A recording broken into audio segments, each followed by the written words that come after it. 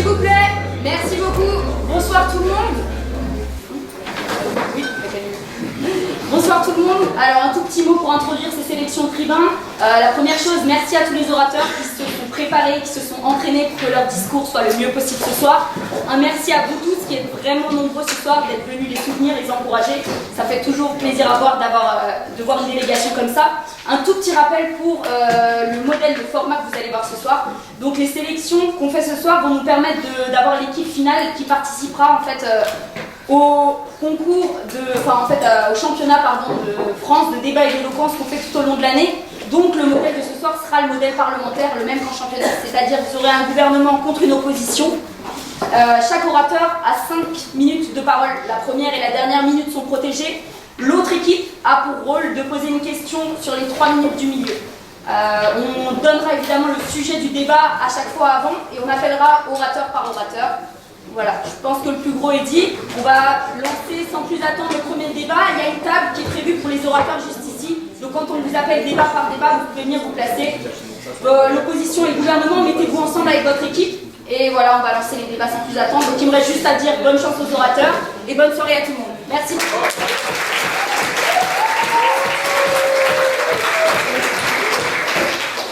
Pour commencer, ce gouvernement légaliserait le dopage dans les compétitions sportives. Nous appelons le Premier ministre Pierre Rivory.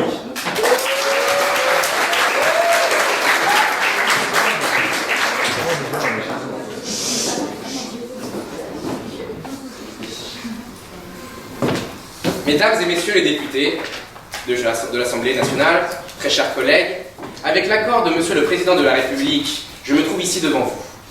Monsieur le ministre Julien Poux de la Santé et des Sports et moi-même avons travaillé pendant près d'1 an à l'élaboration de la loi que nous vous soumettons aujourd'hui. Cette loi a un objectif simple, légaliser le dopage dans les compétitions sportives nationales. La France est connue pour sa devise, liberté, égalité, fraternité. Toutefois, ces valeurs, nous les portons au quotidien, aussi bien en famille qu'au travail. Malheureusement, il existe bel et bien un domaine dans lequel ces valeurs sont bafouées, la compétition sportive. En effet, comment peut-on parler d'égalité alors que dans nos compétitions, des sportifs dopés passent dans les mailles du filet des contrôles et font concurrence déloyale aux sportifs qui jouent selon les règles du jeu? Comment peut-on parler de liberté alors que dans ce pays où nous sommes censés être libres de notre corps, on empêche les sportifs de stimuler leurs compétences sous peine d'être jugés, harcelés, voire même bannis de toute compétition? Quelle hypocrisie! Oui, quelle hypocrisie que de blâmer les dopés alors que nous serions les premiers à prendre ces produits si nous pouvions améliorer nos compétences. Oui, quelle hypocrisie que de pleurer la mort d'un jeune sportif alors que si de bonnes mesures avaient été mises en place, il ne se serait jamais mis en danger. Oui, quelle hypocrisie de se plaindre de la lenteur et de l'inefficacité de nos sportifs alors que nous empêchons ces derniers de donner le meilleur d'eux-mêmes. C'est pour répondre à cette hypocrisie que nous légaliserons le dopage dans les compétitions sportives. Oui. Vous êtes le premier pays à vouloir faire ça, à vouloir légaliser le dopage. Comment allez-vous expliquer la probable, même quasi certaine expulsion de la France des compétitions internationales? Vous faites bien de poser la question, on y reviendra plus tard. Je sais déjà ce que vous, très chers collègues de l'opposition, pourrez rétorquer. Cette mesure va entraîner une hausse des dopages, une hausse des dangers. Eh bien, laissez-moi vous dire que non. Non, les sportifs ne seront pas plus en danger. Non, il n'y aura pas plus de mortalité chez eux. Car tout simplement, comme avec l'avortement après la loi Veil de 1975, le dopage ne sera plus d'une pratique clandestine, mais sera une pratique qui aura lieu dans un cadre strict et surveillé. Mais cependant, je laisserai Monsieur le ministre Poux approfondir ce sujet. D'autre part, je vous demande de quitter votre stature de député pour vous mettre dans la peau d'un citoyen. De même, je ne m'adresse plus à vous en tant que Premier ministre, mais en tant que citoyen de notre beau pays. N'en avez-vous pas marre des compétitions sportives molles, où il ne se passe rien, ennuyeuses? Ne souhaitez-vous pas voir des matchs spectaculaires où nos sportifs se donnent à 200%? Le peuple, lui, il le veut. Il veut être diverti, il en veut pour son argent. Du pain et des jeux qu'ils veulent. Eh bien, donnons-le. Qu'attendons-nous pour leur donner? Il serait honteux, oui, cela serait une honte que de refuser aux Français ce qu'ils souhaitent le plus, être divertis, avoir du beau jeu dans une compétition. La France, vous en parliez tout à l'heure, a toujours eu un rôle de précurseur dans notre monde. De cette manière, les idées progressistes des Lumières ont transcendé l'humanité pour devenir des valeurs communes à chacun. La France a la chance d'être un pays influent, écouté et respecté. C'est dans cet esprit moteur universel que cette loi se trouve. En effet, si la France adopte une telle loi, le dopage ne sera plus un simple sujet tabou, mais sera un sujet de débat, un sujet qui fera réfléchir les grands esprits de cette terre. Vous êtes donc, vous tous ici, dans cette assemblée, en passe de rentrer dans l'histoire du sport. Mais que dis-je, l'histoire avec un grand H, en permettant à cette loi d'aboutir. Et peut-être même, soyons fous, que d'ici 30, 40 ou 50 ans, les stimulants seront autorisés dans les compétitions internationales comme les Jeux Olympiques. Je conclurai donc là-dessus. Nous sommes tous ici les représentants du peuple français. Vous avez été élus par ce peuple et je représente et j'ai été mis à cette place par ce même peuple. Il est donc dans notre devoir de faire en sorte que les choses changent et de permettre à cette loi d'aboutir. Faites votre travail, faites votre métier, représentez les Françaises et les Françaises et donnez à ce peuple ce qu'il veut. Chers députés, chers collègues, vive la République et vive la France.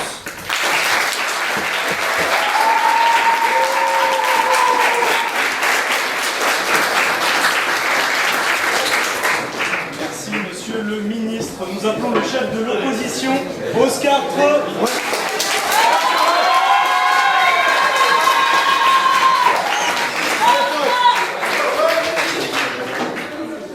Mesdames et messieurs, en tant que représentant de l'opposition, je souhaite affirmer avec force mon opposition au projet de loi présenté par le gouvernement. Il nous parle tout d'abord de compétition nationale. C'est une idiotie sans nom. Comment allons-nous passer du départemental au régional et du régional au national si les nationales sont dopées contre les régionaux? Le dopage est une plaie. C'est une plaie pour la santé de nos sportifs, de nos concitoyens, de notre société, de notre population. Aujourd'hui, les Français ne peuvent pas imaginer que l'on puisse laisser en circulation des produits néfastes pour la santé, aux effets inconnus. Oui, je dis bien aux effets inconnus. Pour les familles. Car en France, dans nos stades, dans nos complexes sportifs, ce sont 800 personnes qui meurent du dopage chaque année. Et leurs familles ne connaissent jamais les causes de leur mort. Car ils ne procèdent jamais à une autopsie. Ne pensez-vous donc pas que des produits légaux permettraient une réduction de ces décès? Les produits légaux sont déjà vivement recommandés par l'ensemble des médecins. Anaca3. Je ne sais pas si certains d'entre vous ont déjà pris de l'Anaca3, mais ce n'est pas bon pour la santé. Plus grave encore, les victimes, ce sont rarement des grands sportifs. Ce sont souvent des pères de famille, des coureurs du dimanche, des jeunes qui pratiquent du sport, car c'est leur passion. En banalisant l'usage du dopage, nous risquons de ne plus compter nos morts en centaines, mais en milliers. Dans la mesure où banaliser le dopage, c'est encourager son utilisation en continu. Je pense, et je suis d'accord avec vous sur le fait qu'il y a une part non négligeable de sportifs qui ont recours au dopage. Les chiffres le disent, 2 Français sur 10 dans les sportifs avouent avoir déjà eu recours au dopage. Mais je suis convaincu qu'il y a une différence entre prendre du dopage une fois dans sa vie pour un événement majeur et prendre du dopage quotidiennement chaque jour. Comment on peut imaginer que les haltérophiles, qui devraient vivre plus longtemps que la moyenne du fait de leur activité sportive, meurent prématurément à 50 ans, même chez les amateurs? Est-ce que cela a une coïncidence avec la prise de stéroïdes? Oui, je le pense, et je suis persuadé que vous aussi. Le gouvernement nous explique que légaliser le dopage, c'est mieux contrôler. Mais en réalité, il n'y a rien à contrôler. Quand on sait que même les compléments alimentaires dont j'ai parlé tout à l'heure sont vivement déconseillés par l'ensemble des médecins. Je ne crois pas un seul instant que des produits dopants dans lesquels on trouve la cocaïne, les amphétamines, les hormones de croissance, toutes ces substances addictives puissent être contrôlées à l'échelle de la population. Nous savons que c'est impossible pour des raisons budgétaires. Combien de millions sont alloués à l'antidopage en France chaque année? 1. Nous proposons, au contraire, à l'opposition, de renforcer la lutte contre le dopage, en mettant plus de moyens avec une prévention chez la population, chez les jeunes. C'est pour ça, nous proposons également un contrôle renforcé chez les sportifs, avec une hausse des allocations pour la lutte antidopage. Car les sportifs, en faussant leurs résultats, laissent imaginer à notre population, à nos jeunes, des performances inatteignables sans dopage sont possibles, et les poussent ainsi naturellement à se doper. Enfin, j'aimerais parler des vrais problèmes du sport, comme les athlètes hypoandrogéniques chez les femmes, c'est-à-dire les femmes qui possèdent naturellement plus d'hormones que les autres femmes. Celles-ci sont discriminées depuis des années dans tous les domaines du sport, dans toutes les fédérations.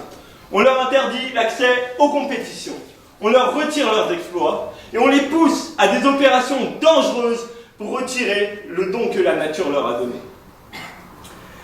Je ne veux pas croire à une image du sport où on réprime ceux qui ont un don de la nature, mais qu'on laisse tricher à côté les dopés et les tricheurs. Merci.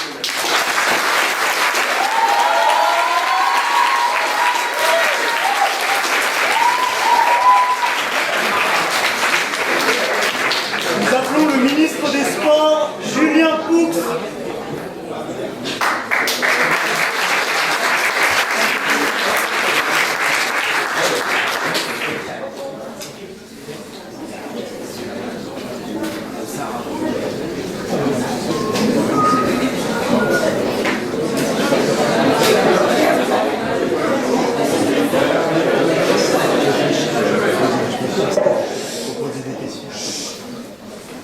Chers députés, chers collègues, je tiens à annoncer que le dopage est une réalité indissociable du monde du sport.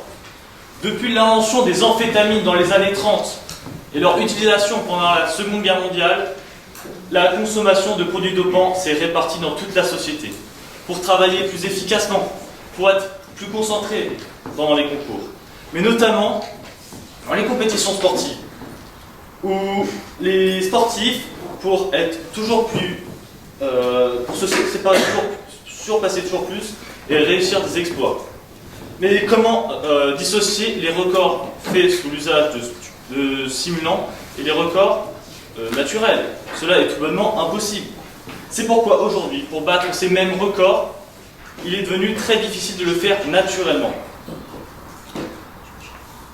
Mais finalement, légaliser le dopage ne permettrait-il pas d'éliminer l'handicap des sportifs non dopés? C'est bon. Alors, mais vous me diriez qu'il faut renforcer les contrôles antidopage. Or, d'un côté, c'est vrai, puisque le dopage représente un danger pour les sportifs. Mais les laboratoires sont inventifs et trouvent toujours des moyens de contourner ces contrôles antidopage. Et par exemple, il est possible de cacher la consommation d'EPO en faisant varier le taux d'acidité du sportif. Ainsi, les contrôles ne seront jamais infaillibles et les sportifs ne seront jamais sur un pied d'égalité. Je tiens de plus à faire remarquer que mettre en place des stratagèmes permettant de contourner ces contrôles antidopage, c'est là que cela devient vraiment périlleux pour la vie des sportifs. Ainsi, ce que notre gouvernement propose, c'est de légaliser le dopage, mais de l'encadrer par des médecins spécialisés, n'ayant plus à craindre pour leur carrière professionnelle et n'ayant plus à le faire en secret. De plus, nous proposons... oui, je vous en prie. Proposez donc de vous concentrer sur quelques exploits sportifs au détriment de l'ensemble de la santé de la population. Vous savez, comment dissocier les vrais records des faux? C'est impossible. Et du coup, nous proposons de légaliser le dopage pour que chacun soit sur un pied d'égalité et pour la santé publique, d'instaurer, comme je vais l'expliquer, des protections pour nos sportifs. Donc, de même, il faut contrôler la santé des sportifs avant les compétitions pour s'assurer que les produits dopants agissent bien comme ils le doivent. Finalement, nous proposons d'allouer un pourcentage des revenus des chaînes de distribution et des sportifs à des laboratoires recherchant des moyens de prévenir et de soigner, le cas échéant, les dégâts que pourraient causer les produits dopants. Donc, de ce fait, en plus de faire des progrès pour prévenir et soigner les dégâts que pourraient causer les produits dopants, nous pouvons découvrir des produits plus efficaces et moins dangereux. Cela pourrait avoir des effets positifs pour la société, pour par exemple à l'hôpital découvrir des produits qui pourraient soigner les individus. Ou de même, pour nos soldats, sur les théâtres d'intervention les plus dangereux, ils pourraient utiliser des produits permettant d'augmenter leur force, leur endurance ou même leurs réflexes. Cela pourrait peut-être sauver leur vie, nous l'espérons. Mais cela est déjà fait. Les pilotes de chasse utilisent de la Ritaline pour être plus concentrés. Cela est bien pour vous montrer que les produits dopants sont utilisés massivement dans notre société et que ce n'est seulement dans le milieu du sport qu'il y a une répression si violente à son égard. Je vous en prie. Est-ce que vous considérez donc que la prise de substances à des fins militaires est semblable à la prise de substances à des fins sportives? À partir du moment où ce sont des activités physiques qui sont réalisées, comme à l'armée ou dans les milieux du sport, ça peut être comparable, et c'est encore plus important dans les armées, puisque ces sportifs, ces militaires jouent leur vie. Alors, chers députés, la France, créatrice des Jeux Olympiques en 1894, sous l'impulsion de Pierre de Coubertin, a une fois encore la possibilité de guider toutes les autres nations. Une fois encore, la France peut révolutionner le monde. C'est pourquoi il est impératif de voter cette loi pour établir l'égalité et la liberté. Pour mettre en place au plus vite les infrastructures nécessaires pour protéger la vie de nos sportifs. La situation actuelle est insupportable. Elle met les sportifs dopés dans une situation de précarité et clandestine. Ainsi, le vote de ce projet de loi est impératif. Je compte sur votre bon sens. Vive la France et vive la République.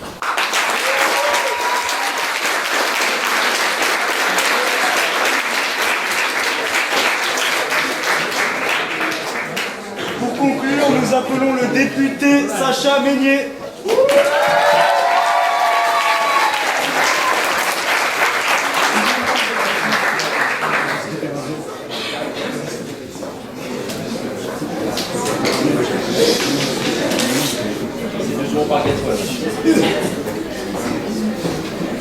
Entre 7 et 8 millions, c'est le nombre de sportifs dopés dans le monde.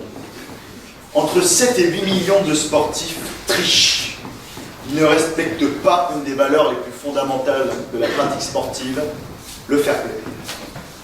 Leur soif de victoire est si grande qu'ils sont prêts à utiliser la malhonnêteté et à bafouer leur honneur pour gagner.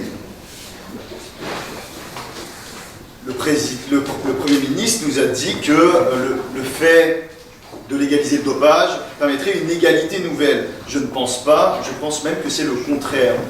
Les sportifs feront maintenant exprès de prendre des produits toujours illégaux, mais encore plus dopants pour surpasser les autres, parce que bien évidemment, le but dans le dopage, c'est de gagner. Alors oui, le dopage existe. Et oui, bien sûr, nous devons lutter contre son existence. Nous proposons donc de renforcer, comme l'a dit M. Treux, la lutte antidopage. Le budget de l'Agence mondiale contre l'antidopage est seulement de 22 millions d'euros. C'est un budget dérisoire face au marché immense de 30 milliards d'euros du dopage, alors que cette pratique est encore illégale. Et j'espère qu'elle le sera pour longtemps. Ces nouvelles sommes seront bien entendu données pour la recherche médicale.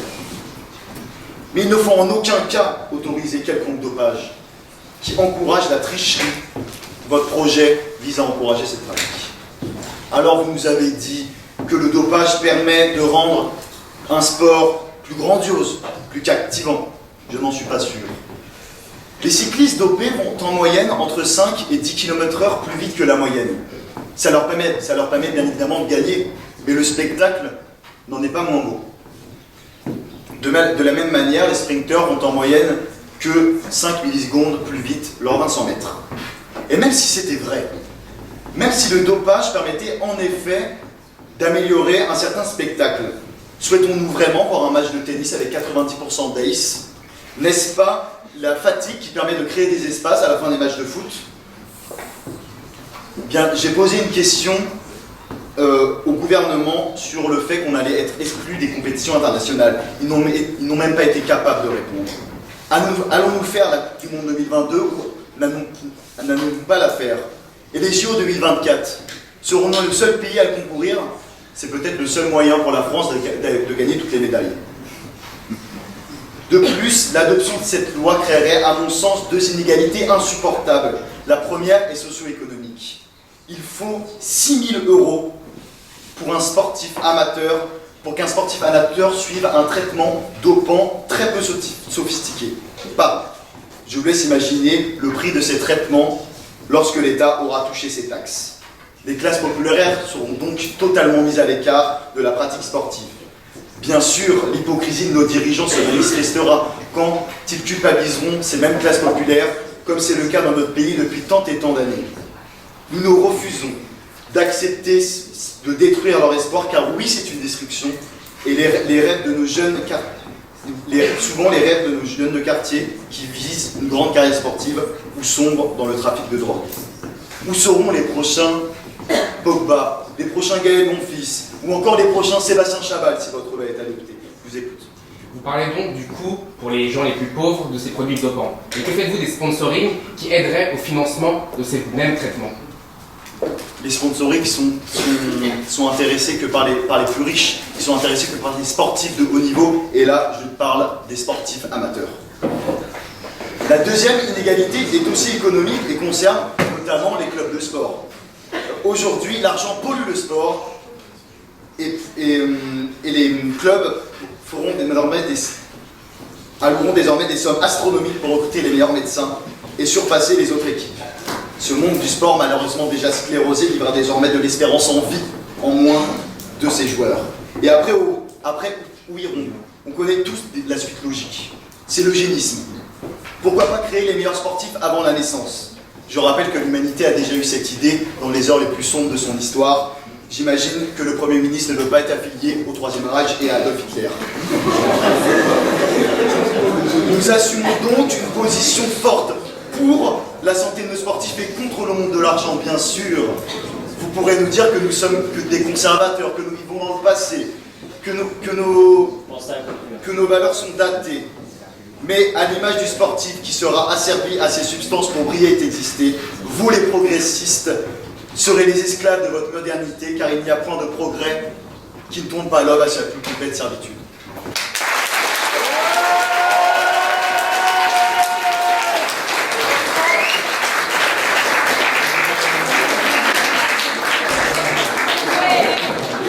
Ce gouvernement interdirait les concours de beauté. Nous appelons la première ministre Naya Boubacar. «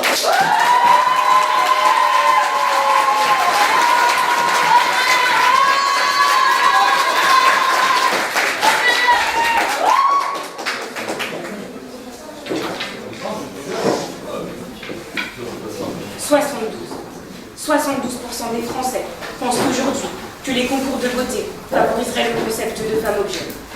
Les chiffres nous proviennent de l'enquête du journal Le Dranche, menée en 2017, et les chiffres ne mentent pas.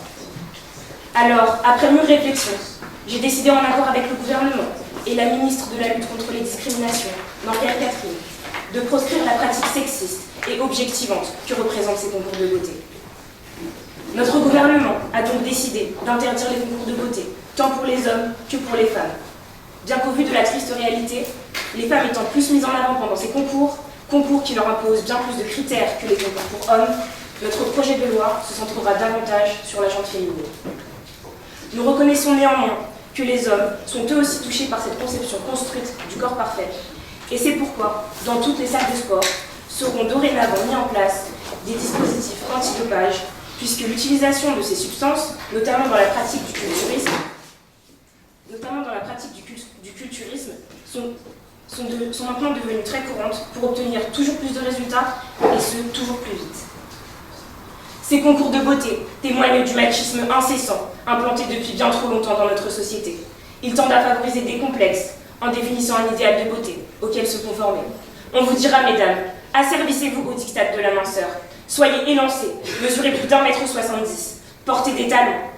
Et c'est chez nos filles que ces discours sont le plus inquiétants. Ils sont dès leur plus jeune âge source de profond mal-être et de graves maladies, comme l'anorexie ou encore la boulimie. Rappelons que ces concours de beauté ont le plus souvent été fondés et présidés par des hommes misogynes, racistes et homophobes, comme l'actuel président américain Donald Trump, qui a pendant près de 20 ans présidé et fondé le concours de beauté Miss Univers. J'en appelle donc à votre bon sens. Allons-nous réellement laisser les hommes définir les critères de beauté des femmes? Oui. Les concours de beauté réunissent plus de 7 millions de téléspectateurs devant TF1. Comment allez-vous compenser cet impact économique qui disparaît, sachant que la plupart des téléspectateurs viennent malheureusement pour les critères physiques des participantes? Je pense que la plupart des individus qui regardent ces concours s'intéressent surtout au côté physique de la chose, et c'est la chose que nous essayons justement de corriger. Et c'est pourquoi nous pensons qu'il faudrait que ces concours ne soient plus diffusés. Messieurs, vous n'avez pas le monopole de l'intelligence. Une femme n'est pas seulement belle, elle est tendre, espiègle, rage et passion à la fois. Elle est aussi intelligence. Et encourager les femmes à passer de tels concours, ce serait les réduire à leur seul physique, dans un monde déjà trop masculinisé, où, rappelons-le, à poste et qualifications similaires, une femme touche 19% de moins qu'un homme. Pensons notamment à Miss France 2013, Marine L'Orphelin, qui elle-même, après 1 an à porter la couronne et voyager autour du monde, a repris ses études de médecine pour avouer quoi? Le retour, et je cite, le retour en fac de médecine était difficile, car après mon année passée en tant que Miss, professeur comme élève, on pensait que j'étais seulement là pour faire de la figuration, que je n'avais pas mes chances. Mais qui sont-ils pour estimer que si la beauté d'une femme lui a permis réussite pendant 1 an, elle est condamnée à ce rôle toute sa vie? Ils ne sont personne, comme ils ne sont personne pour décider pour vous, mesdames, ce que vous voulez être demain. Joignons nos forces pour mettre un terme à ce rabaissement permanent de la femme. Comme si les femmes n'avaient pas assez de complexe quand elles se comparent à une publicité, ou bien même entre elles, lorsqu'elles sont amenées à se croiser dans la rue. Ce gouvernement se veut être celui de la tolérance et de l'acceptation, et non celui du machisme et de la compétition. Et nous refusons l'idée que dorénavant, les femmes, comme les hommes, soient jugées seulement sur leur physique. Alors bien sûr, vous me parlerez de contribution à la croissance, de richesse engendrée. Mais lorsque l'être humain est touché, qu'importent les chiffres? Alors mesdames, soyez belles, mais ne vous taisez pas.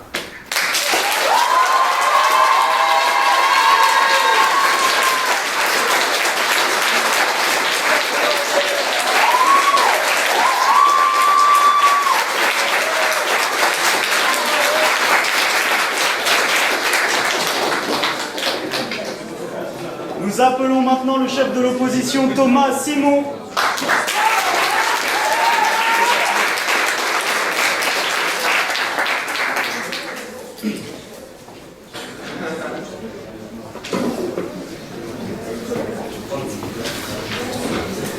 Sonia Rolland. Sonia Rolland. Connaissez-vous ce nom? Probablement pas. En même temps, comment pourriez-vous me connaître? Née d'un père français et d'une mère rwandaise, elle a dû fuir son pays, le Rwanda, ravagé par le génocide. Elle arriva en France à 5 ans, dans une banlieue pauvre de Bourgogne, où elle grandit des rêves plein la tête. Sonia se voyait déjà comédienne, à jouer aux 4 coins du monde. Mais la triste réalité de son milieu social la destinait à toute autre chose. Un travail monotone, abrutissant. Pourtant, l'année 1999, elle se décida à se présenter au concours de beauté de sa région, Miss Bourgogne, simplement pour combattre cette timidité. Mais elle le gagna et remporta le concours national. Maintenant, Miss France, ses lointains rêves d'enfant sont à portée de main.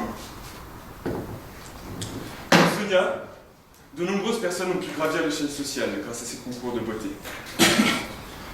Les interdire reviendrait à la fois à détruire des rêves en construction de notre jeunesse, mais aussi à détruire un lieu où la femme est malgré tout en première place, où elle a l'occasion de pouvoir s'exprimer par rapport à ses engagements personnels, comme a pu nous le montrer Miss USA en dénonçant les suprémacistes blancs de Charlottesville. Ces concours ont aussi un intérêt économique majeur, comme vous l'expliquera ma collègue, membre de la commission sur la place de l'industrie textile dans l'économie. Mais ces concours ont surtout un potentiel à exploiter. Évidemment, les concours de beauté ne sont pas parfaits. Loin de là. Les nombreux défauts que vous leur imputez sont très certainement vrais. Oui. Pensez-vous qu'il n'existe pas d'autres moyens de réaliser leurs rêves pour les femmes? Je n'ai pas dit cela. J'ai dit qu'ils en étaient un. Et pourquoi le détruire quand c'est possible? D'autant plus que nous pouvons modifier les concours de beauté. Et j'en reviens à mon discours. Les nombreux défauts que vous leur avez donc imputés sont très certainement vrais. Oui, les concours de beauté peuvent être réducteurs envers la femme. Oui, ils peuvent créer des complexes. Oui, ils ne sont pas parfaits. Mais pourquoi supprimer lorsque l'on peut modifier? Pourquoi détruire lorsque l'on peut construire? Pourquoi interdire lorsque l'on peut bâtir?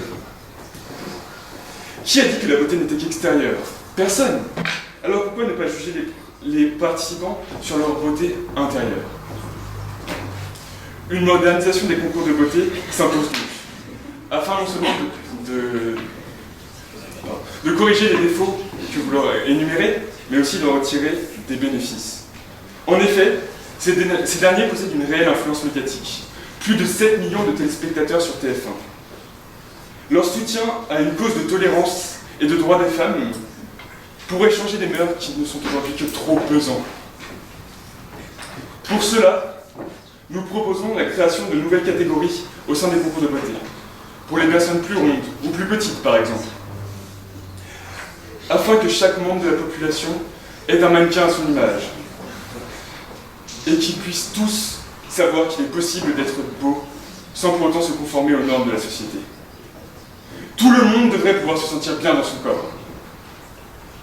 Afin qu'aucune de ces catégories ne soit délaissée, nous proposons une parité d'heures diffusées, accompagnée d'un véritable effort pour mettre ces différentes catégories sur un pied d'égalité, à travers notamment des campagnes de publicité ou la mise en avant de mannequins issus de chacune de ces catégories. De plus, pour moderniser les concours de beauté, nous voulons que les critères d'évaluation physique et spirituelle de la femme soient en harmonie. Faire apparaître cette dernière dans une position plus centrée sur sa personnalité permettrait d'apporter un nouveau regard au grand public.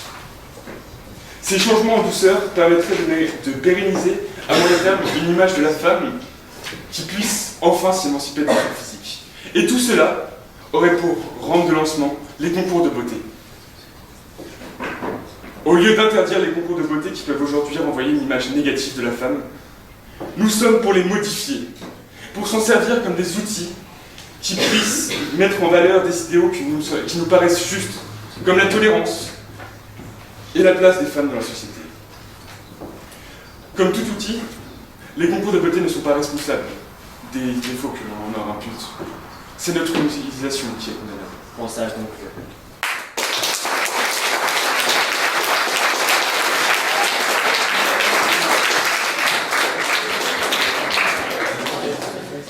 Nous appelons la ministre de la lutte contre les discriminations, Morgane Catherine.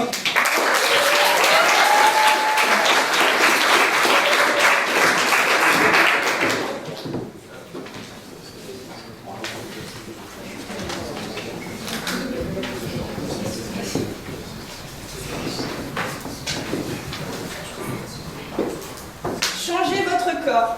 Les techniques qui changent votre silhouette.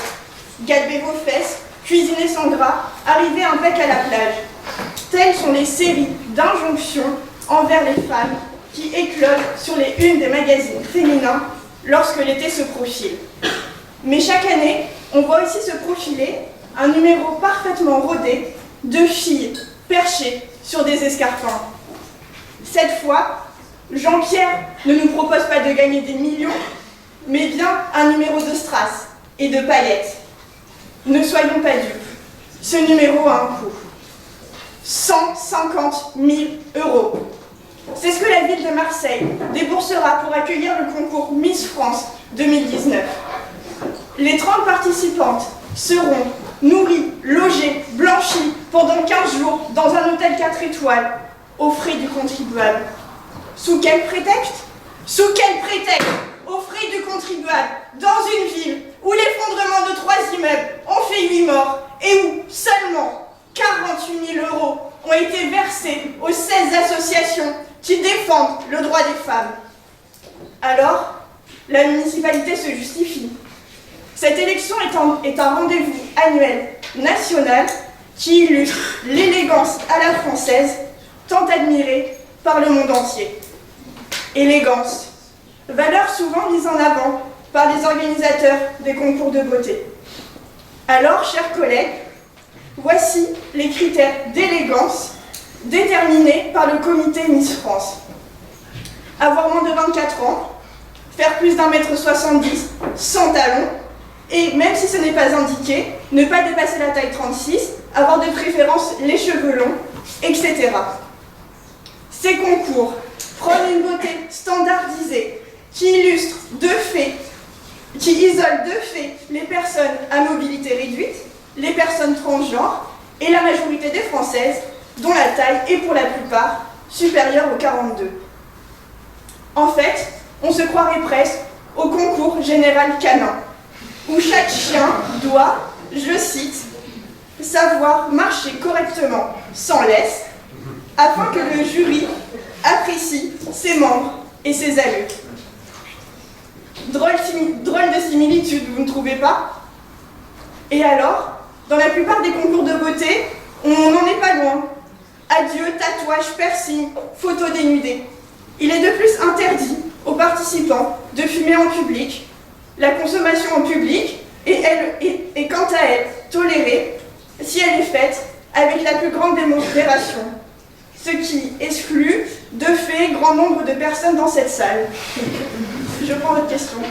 Là, vous ne parlez que des concours du style Miss France, mais que faites-vous par exemple des concours Miss Ronde, de toutes ces autres Nous pensons que les concours Miss Ronde, justement, pourquoi faire des concours Miss Ronde parce que ça sous-entend que les femmes rondes ne peuvent pas participer à tous les concours de beauté. Mais ce n'est pas tout. Il faut être célibataire, ne pas avoir été marié, ne pas avoir d'enfants. Et c'est bien cela, le problème de Miss France et des concours de beauté en général. Outre les critères physiques, qui prônent une beauté standardisée, les concours prônent un certain comportement chez les femmes, fabriquent des normes sociales, un comportement attendu, misogyne et stéréotypé. Oui, me direz-vous, mais personne ne force ces jeunes filles et ces jeunes hommes à participer à ce genre de concours.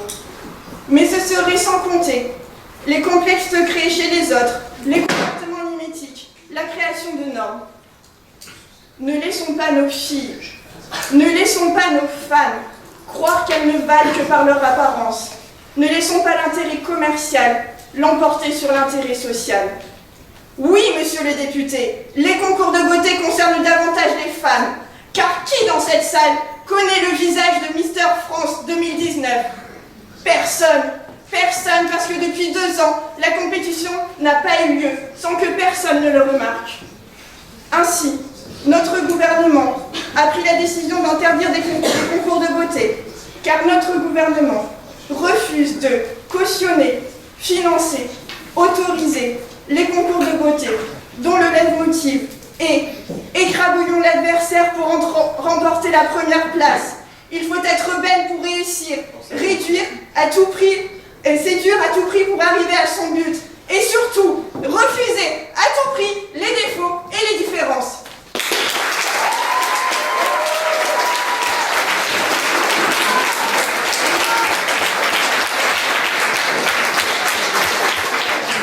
Pour conclure, nous appelons la députée Yann Petit pour...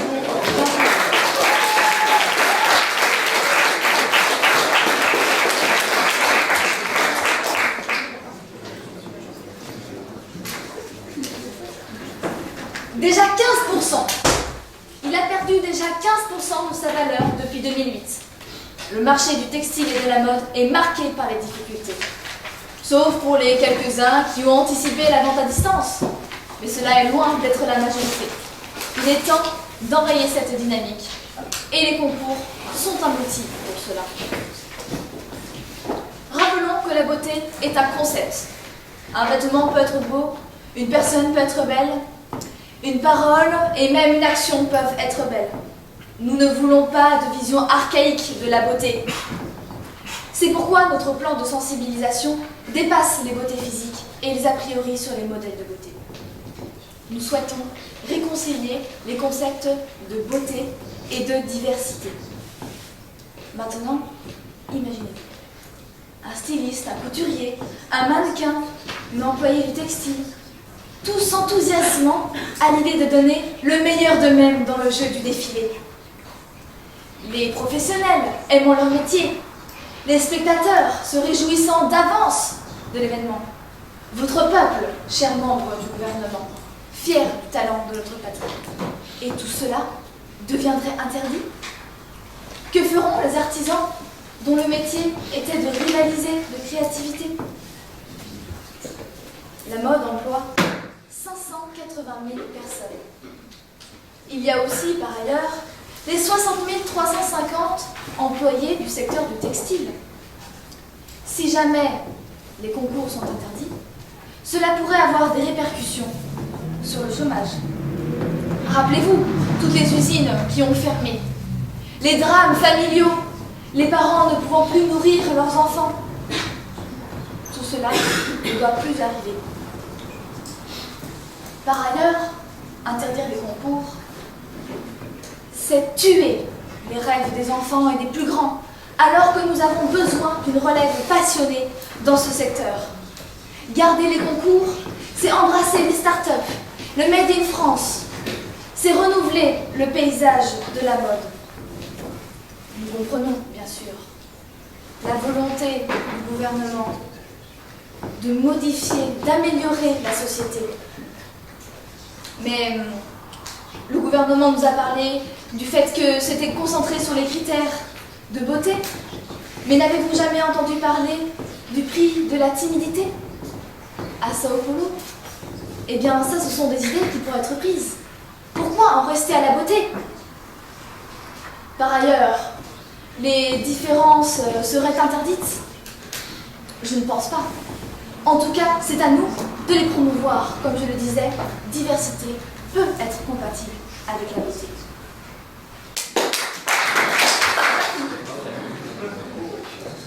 Seulement, outre la valeur symbolique importante aux yeux des Français que possèdent ces concours, ils entretiennent un secteur économique primordial qui est de 48 milliards d'euros. Ne pensez-vous pas que l'industrie de la mode y gagnerait plus à ouvrir leur taille jusqu'au 42, 44, 46 plutôt qu'à interdire les concours de beauté? Mais nous ne sommes pas du tout pour la suppression des concours de beauté. Et donc c'est tout à fait une bonne idée que nous pouvons pour le moment intégrer.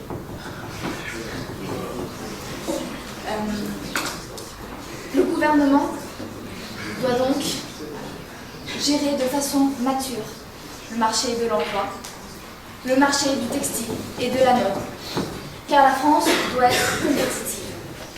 Et non pour cela, elle a besoin que l'on parle d'elle. Et la beauté est comme l'ambassadrice rayonnante dans nos frontières et au-delà du savoir-faire traditionnel français. Or, pour voyager, elle a besoin d'un navire, et celui-ci, c'est le concours. Comment, dira-t-on? La France ne peut plus montrer sa splendeur? Quelle désolation! Le pays de la culture, du glamour et de l'amour, inspirant les nations. Quelle intolérance! Un passé de gloire révolu? Non. Si les concours sont interdits, ils ressurgiront sous une autre forme. Ce que le gouvernement propose, et c'est vrai qu'il y a des problèmes, c'est tout à fait juste, mais ce que le gouvernement propose ne fera que déplacer, cacher, éviter les véritables problèmes. Chers membres du gouvernement et de cette assemblée, les concours de beauté ont une vertu pour notre pays, pour la prospérité économique et pour le bien-être des concitoyens. C'est pourquoi la beauté du concours est, et malgré tous les obstacles, restera dans nos cœurs.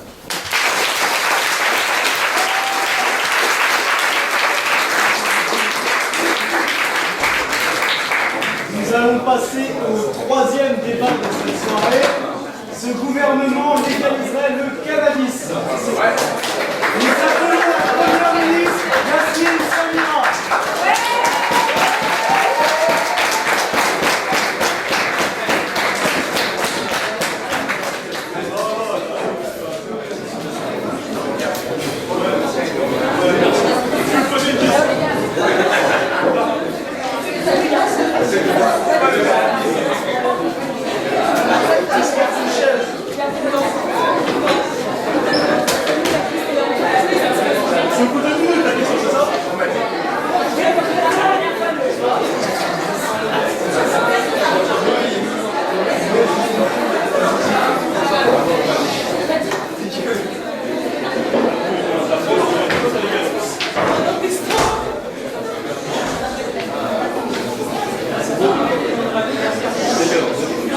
plaît.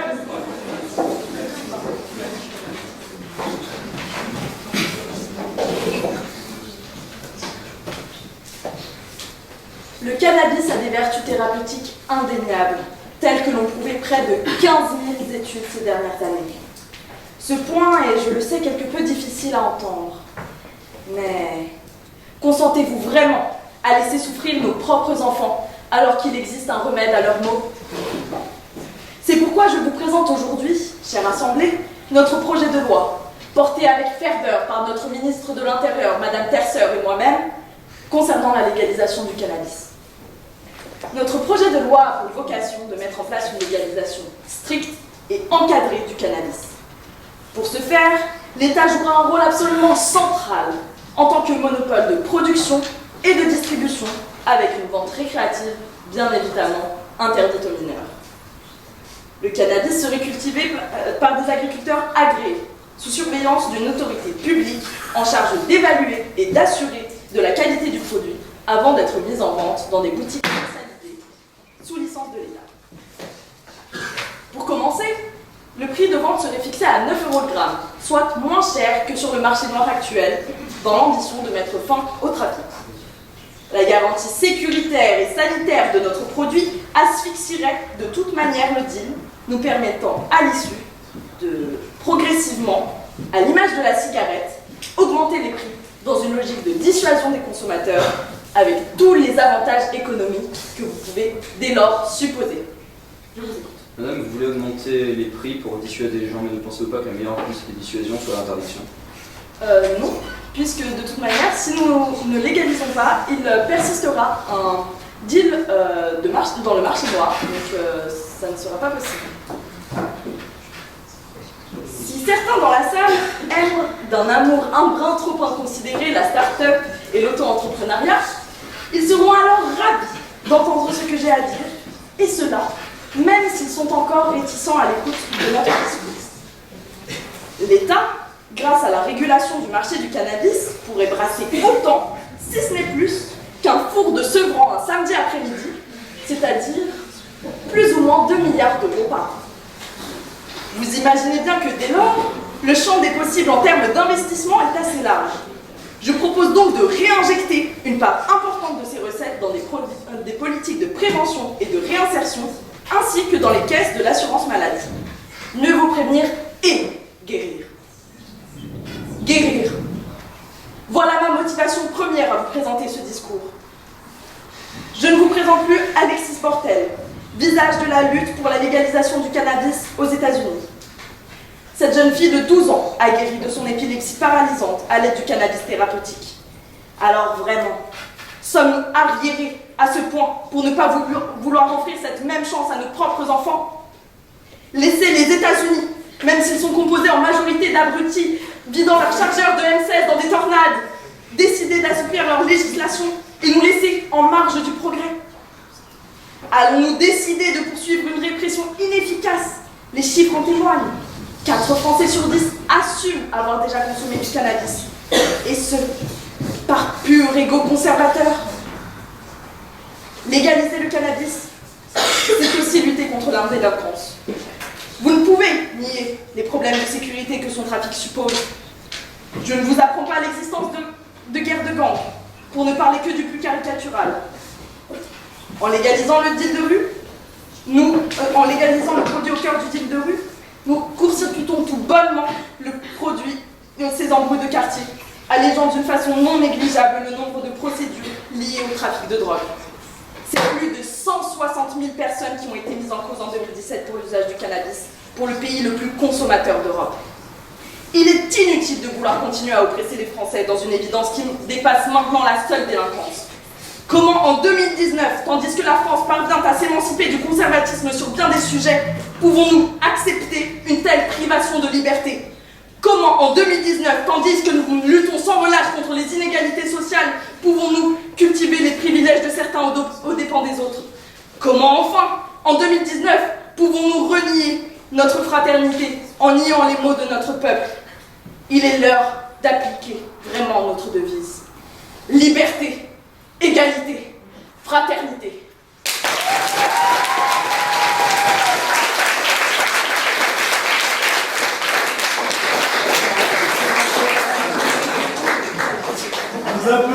maintenant le chef de l'opposition, Noé Bugs.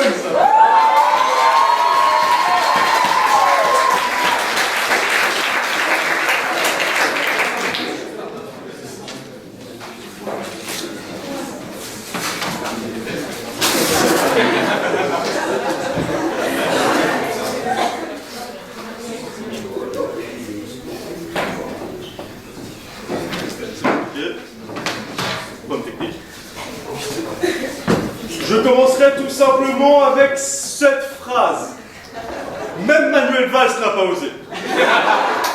Même Manuel Valls n'a pas osé être aussi à contre-courant des idées de son propre peuple, aussi uni et indivisible soit-il. Non, mais plus sérieusement, connaissez-vous la définition du mot assassin? Je ne la vous donne pas, vous la connaissez tous. Maintenant, connaissez-vous l'étymologie du mot assassin? Et oui, l'étymologie du mot assassin vient de hashish. Le hashish qui est donc le cannabis pour ceux qui n'avaient pas compris dans la salle. En effet, le roi, il y a un roi, une légende qui expliquait qu'un roi utilisait le hashish pour contrôler ses souverains. Donc en gros, c'est ce que veut faire l'État. Si vous n'avez pas compris, je vous résume rapidement.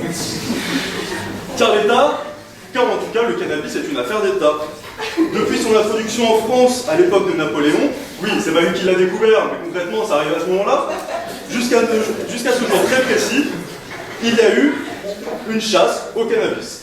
Alors c'est simple, hein, et d'un seul coup, d'une volonté presque ex nihilo, ces personnes, ce gouvernement a décidé qu'il ferait maintenant copain-copain avec les criminels, qu'il servirait de paillasson pour que les délinquants puissent marcher dessus librement. En soi, il devient ce que Amsterdam va devenir. Ils ont bien formé De Jong, mais au final, ils ont formé surtout les 18 millions d'accros au cannabis par an, comme a recensé l'OMS, excusez-moi, en 2019. Oui, tout à fait, vas-y.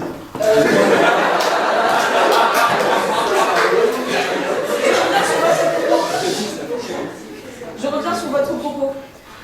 Manuel Valls n'avait pas osé, mais Simone Veil avant elle, personne n'avait osé non plus. Vous pourriez répéter, s'il vous plaît? Personne avant Simone Veil n'avait osé demander l'avortement. Alors comment expliquez-vous ce conservatisme sur ce sujet?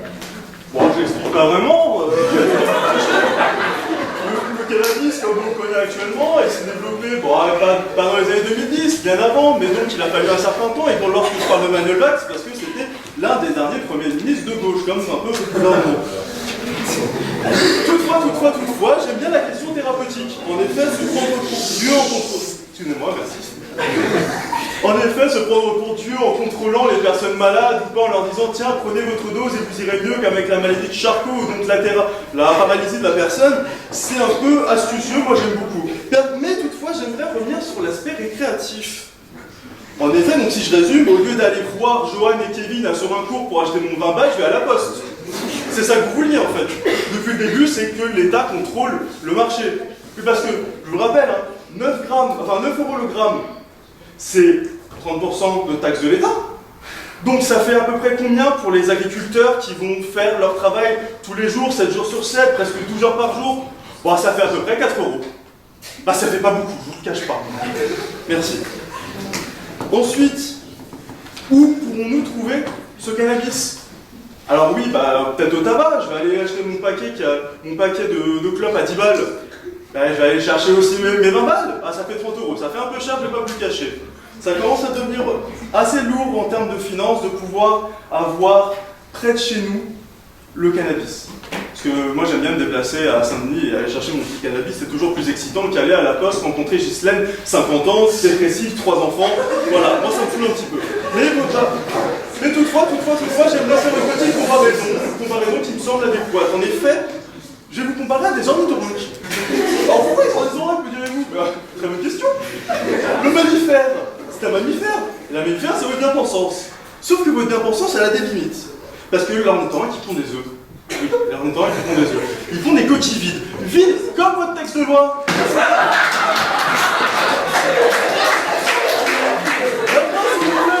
J'aimerais poser une question à nos deux ministres ici.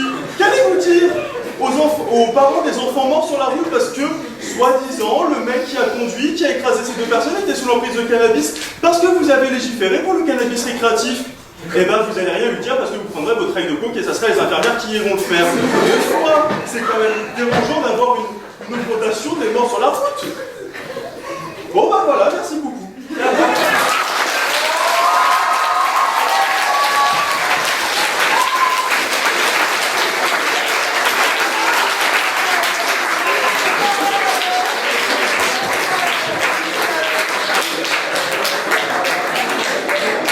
Merci, monsieur le député. Nous appelons madame la ministre de l'Intérieur, Marianne Théophile.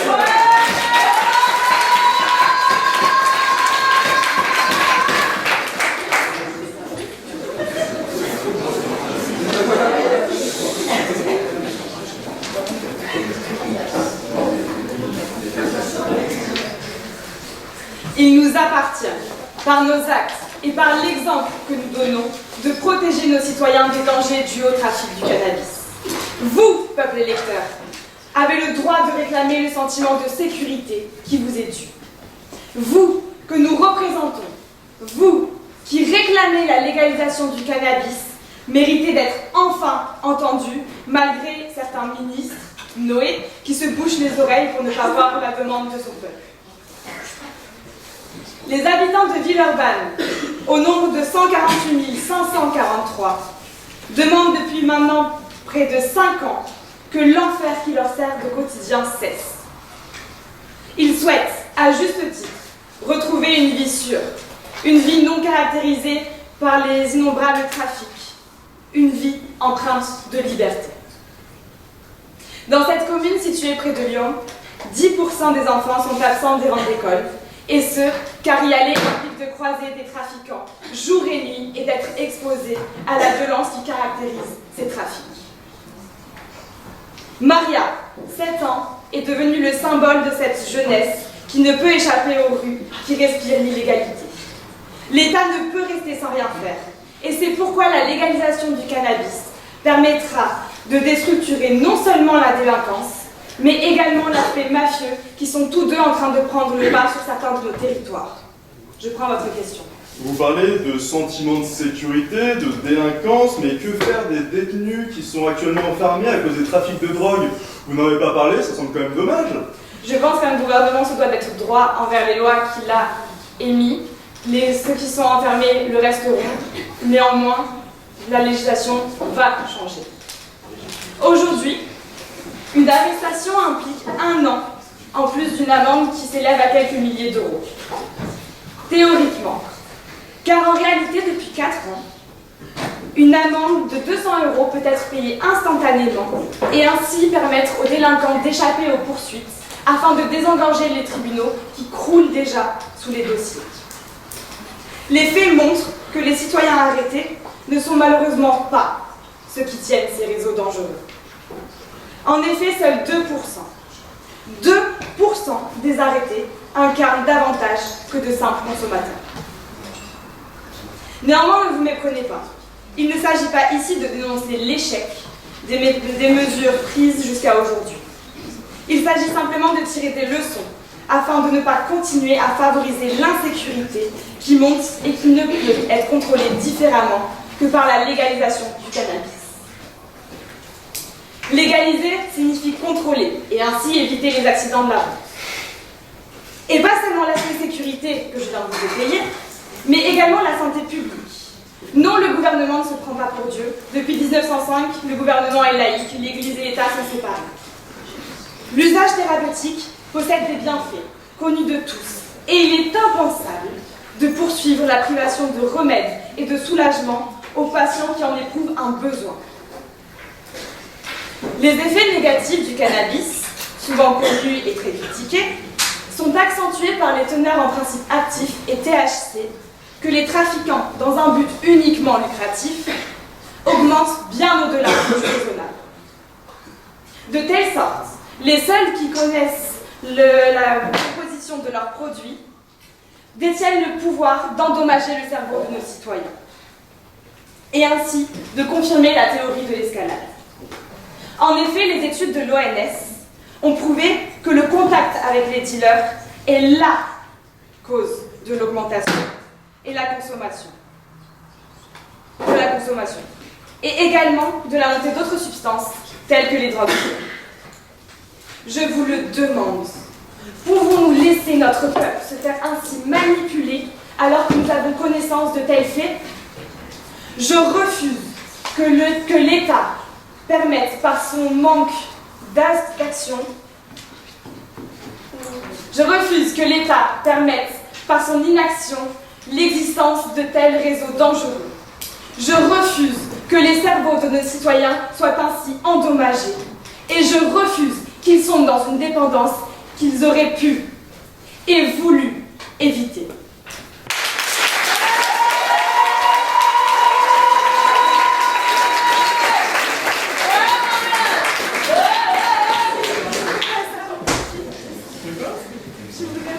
Enfin, nous appelons le député François Paillard pour conclure.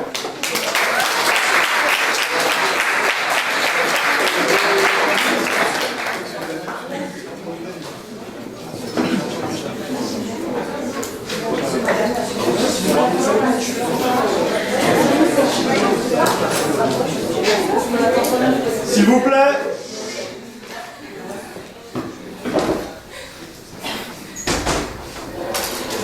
Mesdames et messieurs, bonsoir. Le projet qui nous a été proposé ce soir par le gouvernement, le projet de la légalisation du cannabis, est celui de la légalisation du crime. Il correspond à un gouvernement de voyous.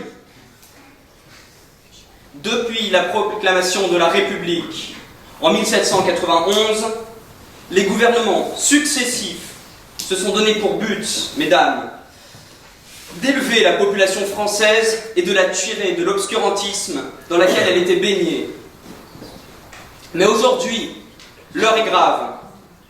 Aujourd'hui, la dépénalisation du cannabis menace l'intégrité même de la nation.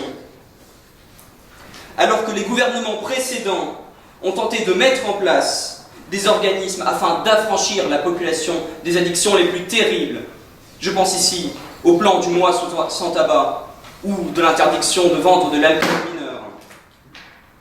Notre gouvernement actuel, lui, effectue un véritable retour en arrière en proposant la légalisation de l'un des plus puissants addictifs qui soit.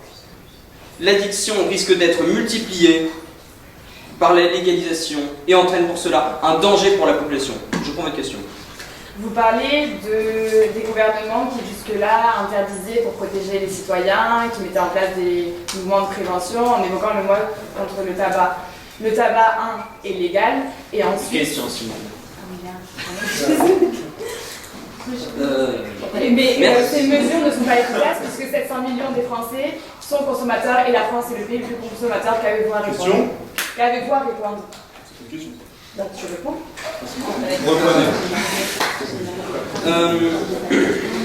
L'addiction risque d'être démultipliée par la légalisation et entraîne, je le rappelle, des troubles du comportement. Elle risque de plus d'asservir les consommateurs à la législation de l'État. Nous y voyons ici, dans l'opposition, une trahison de l'élite envers le peuple qui, l'élite, au lieu de se porter garante du bien-être des masses, en lui évitant de tomber dans l'addiction, le plonge dedans. Si nous devons légaliser les stupéfiants, que pourrons-nous dire à ces enfants, à ces mères et pères touchés par le vice de l'addiction, touchés par la dépendance, afin de nous dédouaner de la responsabilité que nous aurons eue dans ce vote, ou même par une hypocrisie morbide, devons-nous leur demander pardon parce que le courage de dire non nous aura manqué? Car oui, ici, il s'agit de courage politique que de dire non à votre projet. Et si vous ne vous excusez pas envers toutes les potentielles victimes que vous allez faire, je le ferai pour vous. Nous nous excusons d'avance envers tous ceux qui verront leur vie modifiée, leurs emplois perdus, leurs familles divisées, déchirées par l'addiction et les torts qu'elle engendre. Nous nous excusons aussi envers les organisations qui, chaque jour, indépendamment de votre volonté, luttent contre toutes sortes d'addictions et s'occupent de réinsérer dans la société ceux qui en ont été exclus par ce même problème, par ce même vice. Et nous nous excusons aussi, plus important, envers toutes les générations futures que vous semblez ignorer, qui verront l'évolution pérenne de leur société contrainte et modifiée par votre projet de loi, et par une surconsommation de produits à caractère stupéfiant. Tant que ce projet sera affiché par le gouvernement, nous ne cesserons de nous indigner et de nous élever d'une voix unanime dans cette nouvelle guerre de l'opium que vous semblez vouloir mener et que vous avez décidé en tant qu'élu de la République, contre la République. Nous ne nous découragerons ni ne fuirons devant nos obligations et nous continuerons à lutter dans l'Assemblée, dans la rue et sur les réseaux sociaux. Si nous devons lutter contre les stupéfiants, cela nous coûtera plus cher que de devoir les interdire. Et cela nous empêchera aussi de punir ceux qui ont tenté de le légaliser, car vous allez faire des bénéfices sur la vente des stupéfiants. Mais à côté de cela, vous ne pourrez punir ceux qui profitent du crime, et vous ne pourrez punir légalement ceux qui les auront fait passer de main en main à travers la population. Vous avez dit avec une naïveté effrayante que les mineurs n'y auraient pas droit. Mais les mineurs arrivent tout de même à se procurer du tabac ou de l'alcool. Rien n'empêche qu'ils se produisent aussi des stupéfiants. Ainsi, mesdames, nous saurons défendre la patrie, et la patrie saura se défendre contre le projet que vous voulez mener, qui est une trahison ouverte envers celle-ci.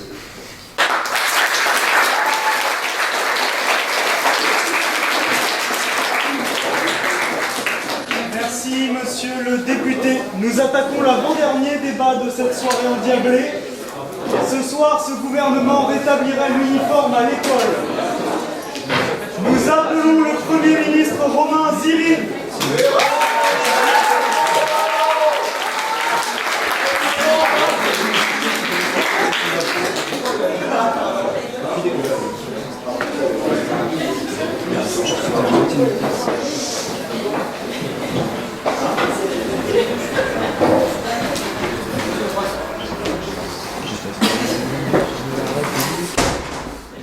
Mesdames et messieurs, notre école est mal en point. Notre école est souffrante, elle souffre d'un système exsangue. Et elle pâtit d'un manque de considération de nos prédécesseurs quant à son importance fondamentale au sein de notre société. En matière d'éducation, la France est tout simplement un mauvais élève.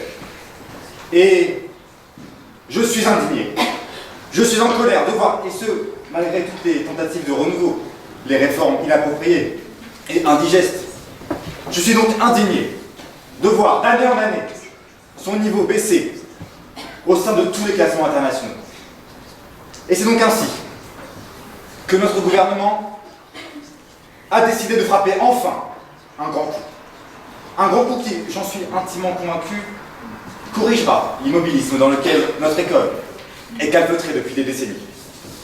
Ainsi, à compter des prochaines rentrées, et plus particulièrement du 1er septembre 2021, chaque établissement s'étendant de la classe élémentaire à la dernière année du cycle secondaire devra inscrire au sein de son règlement intérieur, et ce, pour les écoles publiques ou bien privées sous contrat, devra inscrire au sein de son règlement intérieur l'obligation pour chaque élève de devoir porter un uniforme pouvant toutefois être propre à chaque établissement. Cette réforme est le résultat de maintes réflexions, de maintes expertises, analyses et travaux réalisés par le ministère de l'Éducation nationale. Nous savons que ce changement radical des mœurs ne pourra qu'être positif pour chaque élève, quel qu'il soit, et j'insiste bien sur ce point. Nous nous devons, à l'école en particulier chez les plus jeunes, d'effacer toutes les différences politiques, droite, gauche, les différences économiques, pauvres, riches, les différences religieuses, hindous, musulmans, juifs. Chaque élève doit comprendre qu'une unique chose les assemble, une seule, c'est l'école, et c'est l'école de la République. Et je vais prendre votre question, je vais penser à M. Bollard. Vous avez dit tout à l'heure que la France était un mauvais élève. Comment est-ce que vous expliquez que l'uniforme peut améliorer le niveau des élèves? Eh bien, j'attendais cette question. L'uniforme va permettre une unité. Une unité au sein de l'école que M. Bontemps développera par la suite. Cette unité recentrera chaque élève sur son premier devoir à l'école, celui de travailler. Faire porter cette tenue semblable à tous les élèves, c'est éradiquer purement et simplement toutes les différences, les critiques, les discriminations. Il s'agit là tout simplement d'une société idéale, une société accomplie. Et mesdames, messieurs, cette société, c'est l'uniforme qui en dessinera l'esprit. L'uniforme scolaire permettra également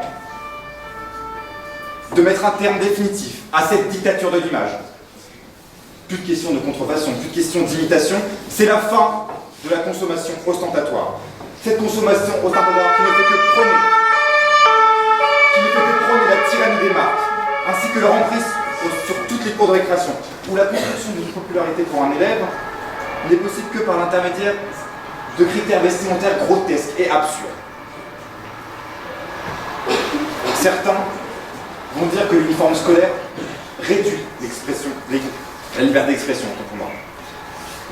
Toutefois, de nombreuses tenues, aujourd'hui, sans restriction d'uniforme scolaire, de nombreuses tenues sont jugées trop incorrectes et sont prohibées à l'entrée de chaque école. Pourtant, nous n'avons jamais parlé de liberté d'expression ou d'obstruction de cette liberté d'expression par le biais de ces tenues. Dans ces cours de récréation, où des enfants, ou peut-être même vos enfants, sont harcelés, sont le point de mire d'attaques mesquines qui peuvent ruiner une enfance d'un revers de la main. Certains vont me trouver sûrement trop radical, mais écoutez plutôt. Un Français sur 10 affirme avoir été harcelé, à minima une fois dans leur vie. Et parmi ces environ 5 millions de Français, 30% affirment que ces attaques faisaient en partie référence à la tenue vestimentaire.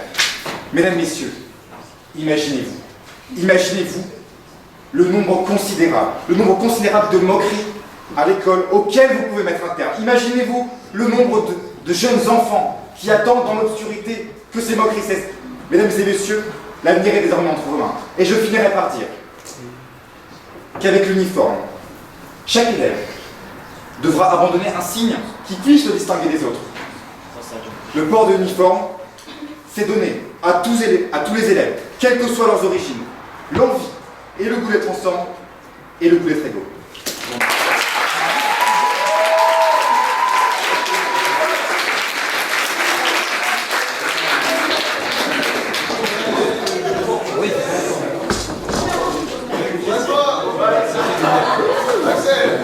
Nous appelons le chef de l'opposition, Axel Le Guen, qui est déjà là.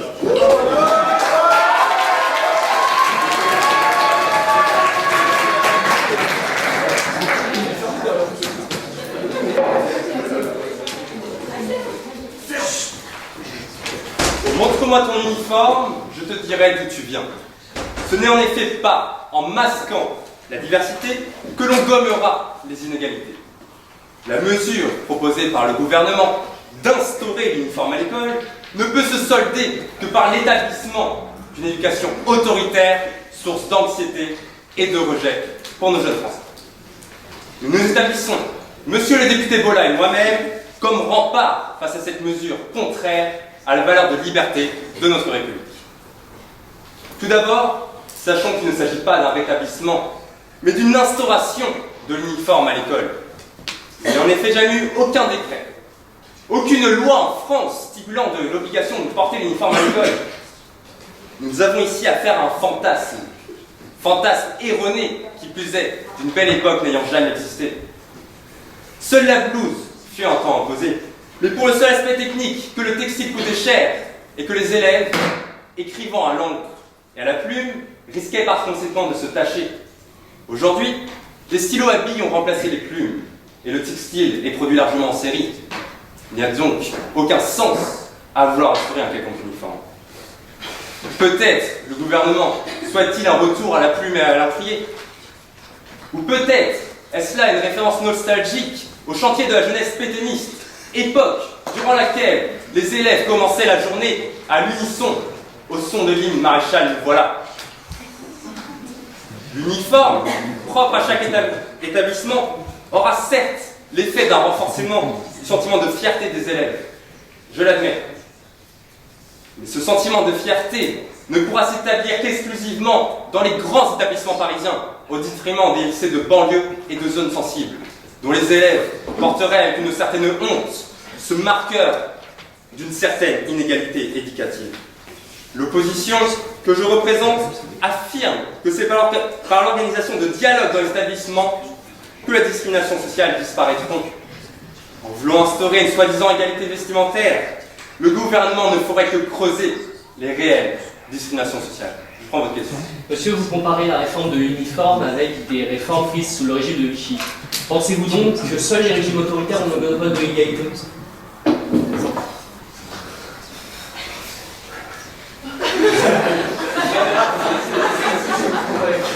À mon sens, les questions de l'uniforme n'est pas une question d'égalité que vous voulez instaurer, mais une question d'uniformité. Je ne vois pas le rapport avec l'égalité dans les régimes autoritaires. Ensuite, vous parlez d'éradiquer les différences. J'invoque personnellement le droit à la différence. Nos adolescents, collégiens et lycéens, sont à un âge où la quête d'identité est primordiale. Cette quête d'identité passe depuis toujours par le choix de sa tenue vestimentaire. Qu'il soit punk, rocker, anarchiste ou royaliste, chaque jeune construit sa tenue vestimentaire en fonction de son appartenance à tel ou tel mouvement. Instaurer l'uniforme empêchera évidemment les minorités marginalisées de revendiquer leurs différences. Or, c'est par cette revendication volontaire que de nombreux jeunes se battent contre la discrimination. Obliger un noir à porter un costume ne le protégera pas des cris de singe ni de se faire traiter de bamboula. Obliger une lesbienne à porter un tailleur ne la protégera pas du harcèlement dû à son orientation sexuelle. Vous vous voilez la face, messieurs, si vous croyez que c'est en cachant les différences derrière de beaux habits que vous éradiquerez les inégalités. L'uniforme ne viendra qu'institutionnaliser cette discrimination en sommant les élèves de renier leurs différences. Cela n'empêchera pas les jeunes de se faire harceler ou pousser au suicide. Nulle autorité, nulle administration ne peut abolir sans honte le droit à la différence de nos enfants. Il est donc de notre devoir de nous opposer à cette mesure. Au nom du droit à la différence, au nom du multiculturalisme, au nom du respect de l'individu, et contre la banalisation de la société, contre la dictature des grands établissements parisiens, contre une éducation autoritaire, j'appelle ce gouvernement à renoncer à sa proposition liberticide.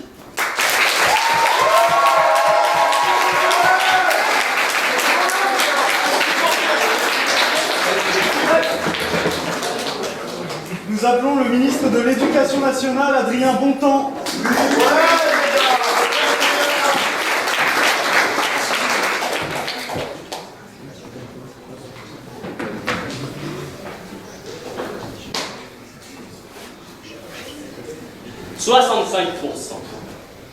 65% des Français se déclarent favorables au retour de l'uniforme scolaire.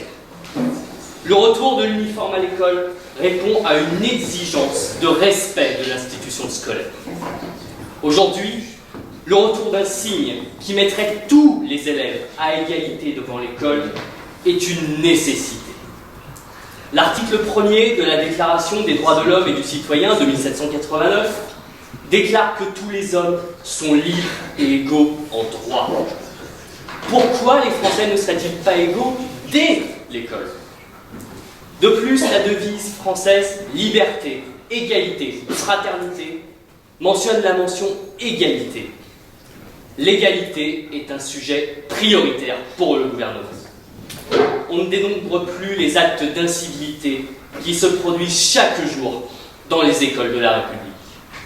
Insultes, harcèlement, moqueries pullulent dans nos sociétés. Et les violences sont légion dans l'institution scolaire. Pour le port de l'uniforme, la discipline sera inculquée à tous les élèves, sans passer par des enseignements stricts, rigides, autoritaires. Les élèves seront davantage responsabilisés, puisqu'ils devront prendre soin de cet uniforme, qui, s'il est détérioré, devra être racheté intégralement par les faibles.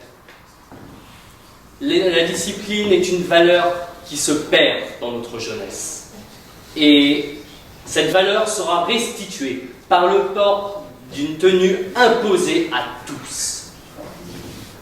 Le port de l'uniforme impose la création d'une image de marque qui impose le respect de tous, pour tous, par tous. La faute de l'élève ne s'applique plus uniquement par le biais des sanctions, mais également par l'image qu'il renvoie. Un élève aura bien plus honte de pénaliser son institution, son établissement, plutôt que lui-même. Des études ont récemment montré que des pays ayant adopté le port de l'uniforme ont vu leurs incivilités diminuer. C'est la preuve concrète que ce projet n'est pas qu'un rêve illusoire, un rêve où le dialogue serait le maître mot, un monde où seule l'unité rassemblera tous les Français. Je vous écoute. Vous parlez du sondage qui dit que 65% des Français sont en faveur de l'uniforme, sondage qui affirme que les élèves sont majoritairement contre. Sommes-nous donc dans une dictature du nombre? La dictature du nombre que vous appelez est une dictature de l'égalité. Peut-on appeler dictature un régime qui voudrait l'égalité totale entre tous les élèves de notre pays? Je ne pense pas. L'uniforme représentera aussi une marque de prestige pour les établissements scolaires. Le projet sera que chaque établissement, comme l'a dit Monsieur le Premier ministre, soit doté d'un uniforme propre, qu'il sera libre de personnaliser. L'objectif est donc de créer une identité forte au sein de l'établissement et au sein de l'institution scolaire. Une identité dans laquelle tous les élèves pourront se reconnaître, un véritable sentiment d'appartenance, un véritable sentiment d'attachement à cette institution. Il n'est pas de plus grande gloire pour un établissement scolaire que de voir ses élèves le chérir, le représenter avec honneur, avec fierté. C'est pour cela qu'à l'extérieur des établissements, le port de l'uniforme restera obligatoire pour les événements. Monsieur, je ne répondrai pas à votre question. Cela permet de renforcer l'identité de l'établissement et de renforcer la cohésion entre tous les membres de cet établissement. Les valeurs collectives sont d'une importance primordiale dans le monde dans lequel nous vivons aujourd'hui. Et la cohésion, et notamment dans l'institution scolaire, n'est pas un acquis. Les travaux menés par M. Ziri, Premier ministre, le prouvent bien. Avec le port de l'uniforme, la France fera un grand pas vers la cohésion. Dès l'enfance, les Français intérioriseront les valeurs que sont le travail d'équipe, l'esprit collectif et la cohésion sociale. Ces valeurs qui sont des piliers de notre société. Ainsi, le port de l'uniforme sera la première pierre de l'édification d'une société fraternelle, juste et unie.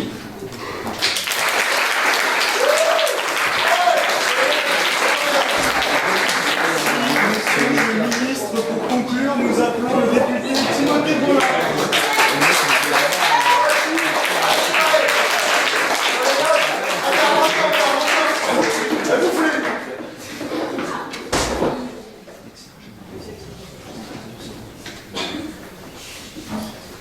Mesdames, Messieurs, on vient nous annoncer que c'est l'heure de l'éducation réactionnaire qui a sonné. On vient nous annoncer que le port de l'uniforme est obligatoire. L'uniforme, oui, celui de la direction stricte, à la baguette, dans un système éducatif de l'ordre, de l'autorité, de l'unité, pour reprendre les mots de Monsieur le ministre. L'uniforme, voilà ce que nous propose aujourd'hui le gouvernement. L'uniforme en France, pays des libertés et des diversités.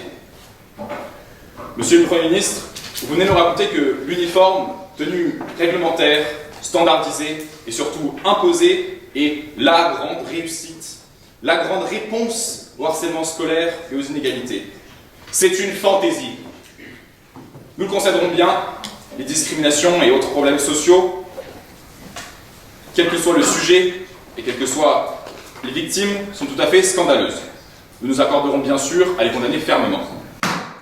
Mais vous n'êtes pas sans savoir que les discriminations viennent de la peur, qui elle mène au rejet. Or, c'est justement par la diversité des vêtements, au même titre que la diversité des opinions, des couleurs, des langues, des origines, que l'on encourage à la tolérance. De plus, c'est une dépense faramineuse. Vous n'avez pas évoqué le coût de l'uniforme. Comment comptez-vous le financer? Faire payer les familles et ainsi remettre en cause les lois Ferry de 1880? Ou alors créer une fois de plus un nouvel impôt? De plus, les études tendent tous à montrer que nos voisins britanniques, par exemple, sont tout aussi victimes que nous du harcèlement scolaire et des discriminations. Pour revenir sur le coût, on parle ici de 12,5 millions de concernés. Pour une base de 200 € uniforme, on arrive à 2,5 milliards d'euros par an. Pour cette somme conséquente, si dépenses il doit y avoir, il serait amplement préférable de rénover des salles, des bâtiments, des vidéoprojecteurs par exemple, bref, de favoriser les conditions de travail des enseignants et de leurs étudiants. Je vous écoute. Monsieur, tandis que l'uniforme sera régi par les familles, vous comptez donc faire payer les rénovations des bâtiments par l'État? Oui. Les impôts que nous payons tous les jours servent à remplir les coffres de l'État, et l'État, jusqu'à preuve du contraire en France, finance l'intégralité des dépenses que l'éducation nationale, à laquelle l'éducation nationale est soumise. La mesure que vous annoncez, c'est la mesure de l'uniformisation absolue, qui s'amorce dans la pensée et se conclut dans l'apparence. C'est dans le moule du conformisme que l'on pousse nos enfants. Je dis aussi fort qu'il m'est possible de le faire. L'uniformisation n'est pas et n'a jamais été une solution à tout problème scolaire. C'est ni même une mesure plausible ou sensée. Cette ingérence dans la vie privée des étudiants, vous ne l'avez pas. Un étudiant est empli de richesse, de curiosité, d'imagination et de créativité que vous voulez censurer. Et je pèse mes mots. Je ne pourrai pas répondre à votre question. Mesdames, messieurs les députés, que voient nos enfants? Et même, que voyons-nous quand nous sortons? Des gens en rang, en uniforme, sous le seul prétexte de l'unité? Non. Nous voyons des gens différents. Nous percevons les détails et les nuances de chacun, les expressions des personnalités et les caractères des personnes. Par la taille, la forme, la couleur, le style, nous voyons la différence et en même temps l'unicité de chacun. Bref, nous voyons la France, la vraie vie. Ne confondez pas la différence et l'inégalité. Ne confondons pas uniformisation et égalité. Ici, nous sommes tous égaux, en droit, en fonction, égaux devant la loi. Pourtant, nous ne sommes pas les mêmes. La conformité, ce n'est pas l'égalité. Voilà la différence. J'aimerais simplement vous dire que l'égalité, ce n'est pas regarder toujours les mêmes personnes. C'est regarder des personnes différentes, mais avec un même regard.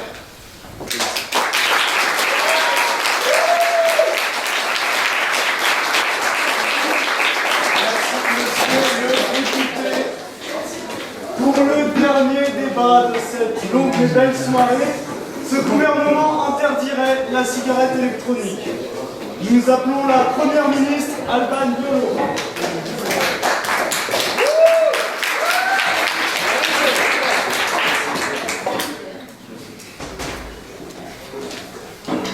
Louvapotage, une marque de cigarette électronique, a pour slogan « La vraie liberté continue ». Vraiment, c'est donc ça la définition de la liberté pour l'industrie de l'addiction? Non. La France représente, aux yeux de tous, la liberté. Cette notion philosophique qui nous est si chère depuis des centaines d'années, qui est éclairée par l'éclatante pensée des Lumières. Cette notion pour laquelle le peuple français se bat sans cesse, sans relâche. Cette notion, aujourd'hui au cœur de tant de débats, et dont tant de peuples sont aujourd'hui privés. Cette même notion de liberté est remise en cause par des désirs terre à terre, des penchants manipulés par une industrie malsaine, celle de l'addiction. L'addiction se définit par le besoin impérieux et irrépressible de consommer une certaine substance. Ce même besoin est une entrave pour les consommateurs, une cage de fumée dans laquelle ils abandonnent leur libre arbitre et tout le contrôle de leur vie. C'est à cela que mon gouvernement veut s'opposer en proposant une loi interdisant l'usage de la cigarette électronique dans les lieux publics. Son usage, en effet, dans ces mêmes espaces, incite à la consommation de cette substance aliénante qu'est la nicotine. Et notre gouvernement ne peut laisser le peuple français sombrer dans le vice de la dépendance. Cette réforme aura donc pour but, comme je l'ai dit, d'éradiquer le fléau de l'addiction et de la dépendance en France, qui se propose comme étant le pays des libertés, de la libre pensée et de la libre action. Aujourd'hui, la France compte plus de 3 millions de vapoteurs. Ceci doit changer. Cette réforme permettra aussi de résoudre un problème de santé publique, car oui, la cigarette électronique, tout comme la cigarette, est dangereuse pour votre santé. La cigarette électronique n'est pas une alternative à la cigarette. Oui, madame, je prends une question. Vous avez parlé de l'addiction aux cigarettes électroniques avec nicotine, et il en existe aussi sans nicotine, alors pourquoi les interdire? Moi, ce que je voudrais interdire, ainsi que mon gouvernement, c'est simplement cette image de fumer. Pourquoi fumer quelque chose qui ne contient pas d'addiction? Quel est le principe de cette même cigarette? Je vous la pose. La cigarette électronique présente les mêmes risques en effet pour la santé, voire des risques inédits. Le ministre de la Santé, Étienne Cherchour, vous présentera les objets précis de la loi santé. De plus, la cigarette électronique induit une renormalisation de la consommation de tabac, compte tenu de l'image positive qu'elle véhicule du marketing et de sa visibilité dans les espaces publics. Cette même image positive constitue une porte d'entrée dans le tabagisme. En effet, une étude précise que les adolescents non-fumeurs qui utilisent la cigarette électronique sont 2 à 3 fois plus enclins à commencer à fumer du tabac que ceux n'ayant jamais essayé la vapote. Pour cela, nous proposons de poursuivre l'interdiction de la e-cigarette selon les mêmes critères que ceux de la cigarette. Les mesures qui seront prises grâce à cette loi seront tout d'abord d'interdire de fumer dans les lieux affectés à un usage collectif, y compris les locaux des gares et les moyens de transport. Il sera aussi interdit d'user de propagande ou de publicité, directe ou indirecte, en faveur de la e-cigarette. Il sera interdit de distribuer gratuitement des échantillons de goût et seront interdites toute opération de parrainage liée à la e-cigarette. De plus, seront ajoutées des mesures dissuasives, comme un étiquetage indiquant les substances toxiques qu'elles contiennent. Ainsi, mes chers concitoyens, mes chers collègues, ne vous méprenez pas. Mon gouvernement n'est pas là pour punir, entraver ou interdire. Mon gouvernement est devant vous ici pour vous protéger. Protéger votre santé, protéger votre liberté. Ouvrez les yeux. Ne vous laissez pas corrompre par des arguments commerciaux et un marketing hypocrite. La e-cigarette est un outil létal. Son industrie s'enrichit sur votre mort prochaine. Il s'agit aujourd'hui de défendre l'émancipation des Français face aux addictions et de créer un peuple libre, soumis à aucune passion nocive et destructrice.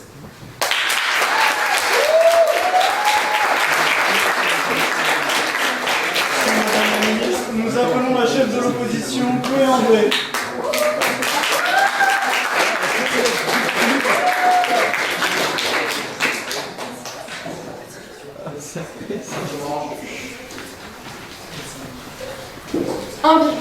millions. 1,2 million de personnes dont on veut encore rabaisser les droits, rabaisser les libertés.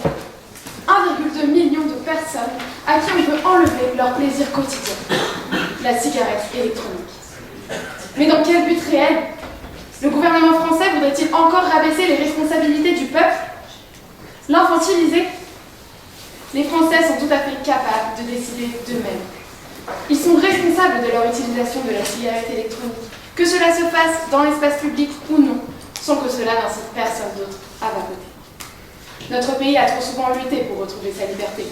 Dois-je vous rappeler la Révolution française, la Commune de Paris, la Résistance? Je ne comprends pas l'intérêt d'un tel projet de loi.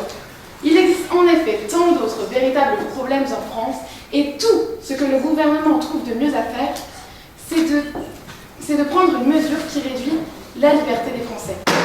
Leur liberté. devrais-je dire, leur bien le plus précieux? Si je dois me réduire à le rappeler, la liberté est primordiale en démocratie. Elle est nécessaire à son bon fonctionnement, nécessaire à la paix. Elle permet de s'exprimer et d'agir comme on le souhaite, et ainsi d'éviter toutes sortes d'oppressions, de despotisme menaçant la paix. La liberté ne peut plus être menacée par le gouvernement.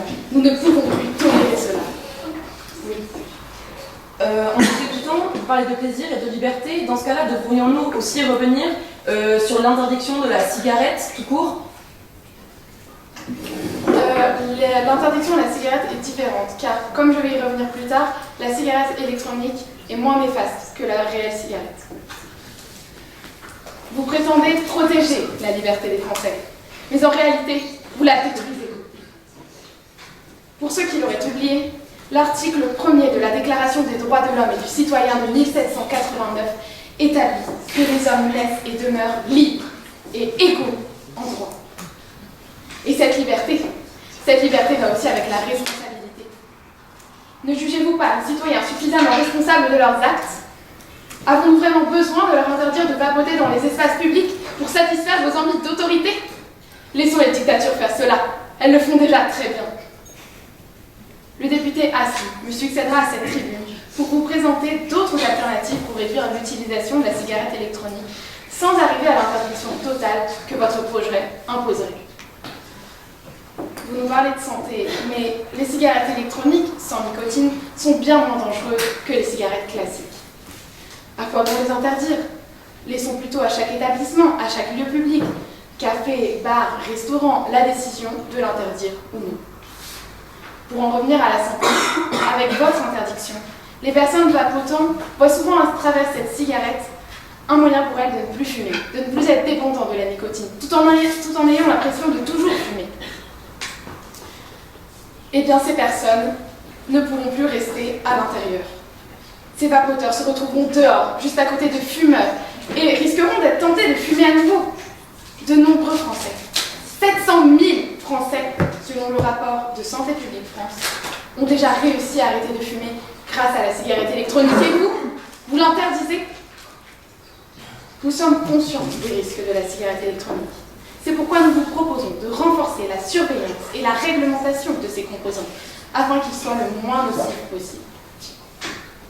Nos concitoyens ont le droit de vapoter quotidiennement. Ils peuvent même en avoir besoin. Besoin de ce petit plaisir, besoin d'un peu de bonheur, besoin de s'évader. D'échapper à une réalité parfois trop difficile, à un quotidien qu'on se plaît à fuir. Mais qui êtes-vous pour leur retirer cela? Peut-on prétendre vivre lorsque tout est interdit? Finalement, si je suis ici aujourd'hui, c'est certes pour m'opposer à ce projet de loi, mais aussi pour y trouver une alternative. Nous devons laisser plus d'autonomie au lieu public. Pensons à un nouveau système, développons un concept de zone, créons dans les lieux autorisant la cigarette électronique des zones où les personnes peuvent vapoter en toute tranquillité et d'autres zones pour les personnes ne voulant pas être dérangées par quelconque fumeur. Songeons au bien-être de tous. Interdire la cigarette électronique serait donc inacceptable. Il était de mon devoir de venir à vous, de m'opposer à ce projet de loi pour défendre et protéger votre liberté, pour veiller à vos besoins, veiller à votre bien-être. Plutôt que d'interdire arbitrairement la cigarette électronique dans les espaces publics, laissons ces lieux, laissons chaque Français devant leurs responsabilités. Laissons-leur le choix et par-dessus tout, leur liberté.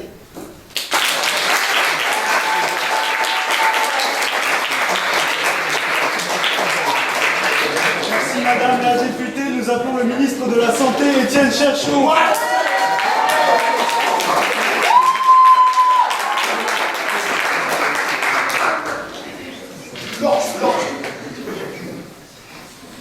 Chers collègues d'opposition, je suis très heureux que vous ayez écouté notre chère Première ministre parce que si vous l'aviez fait, vous auriez compris que nous ne sommes pas du tout pour une interdiction totale de la cigarette électronique, mais pour une interdiction de vapoter dans les lieux publics, dans l'espace public.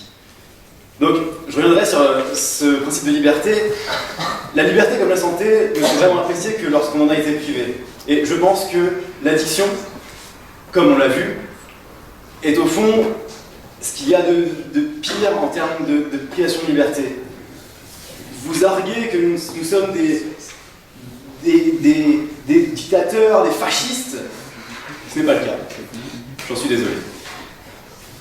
Et pour ce qui est de la cigarette électronique, un rapport américain du CDC a montré que dans les recharges, il y avait du plomb, du nickel, du cuivre, de l'arsenic, du chrome. Donc je peux continuer, hein, c'est assez long. Dans la fumée, ou dans la vapeur de ces cigarettes électroniques, on trouve aussi du monoxyde de carbone et du goudron. Vous nous dites, moins néfaste, laissez-moi en douter. Donc, notre gouvernement a pour projet de prohiber l'utilisation dans les espaces publics de la cigarette électronique. C'est à nos yeux une bonne chose. Pourquoi? Car aujourd'hui, nous pouvons fumer et vapoter uniquement dans les lieux où nous ne pouvons pas vapoter dans les lieux publics où il y a des enfants, comme les écoles, ou encore dans les bus, dans les avions. Vous me direz, c'est logique. Bien sûr, mais aujourd'hui, il est normal pour vous, en 2019, en France, de pouvoir vapoter, de pouvoir cracher son nickel, son cuivre, son arsenic au visage des patients dans les hôpitaux. Parce que oui, la cigarette électronique est autorisée dans les hôpitaux, dans les chambres des malades, proches des cancéreux. C'est ça que vous voulez?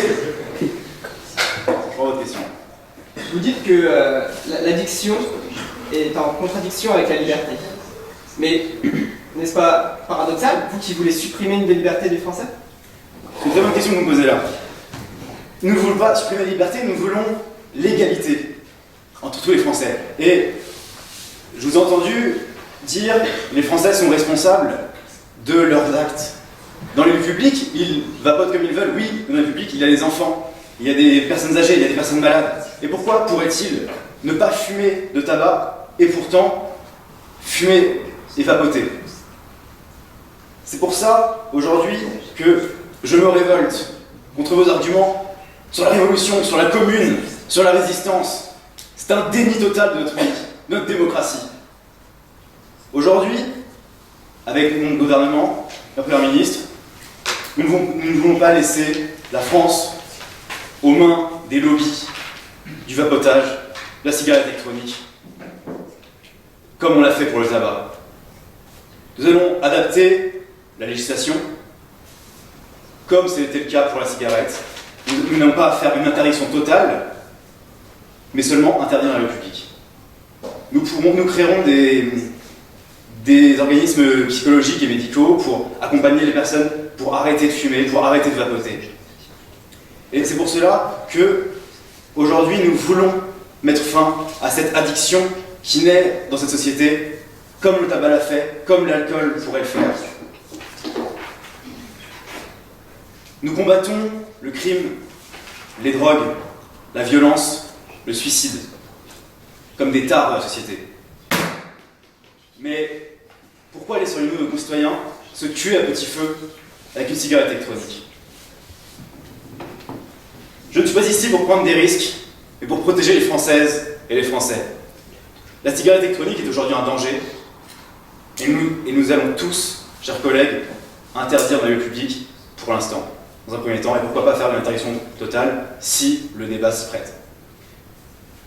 Mais vous parliez de liberté. Si vous aimez tant la liberté, si vous aimez danser avec la mort, je vous laisserai donc vapoter en dehors de mes lieux publics.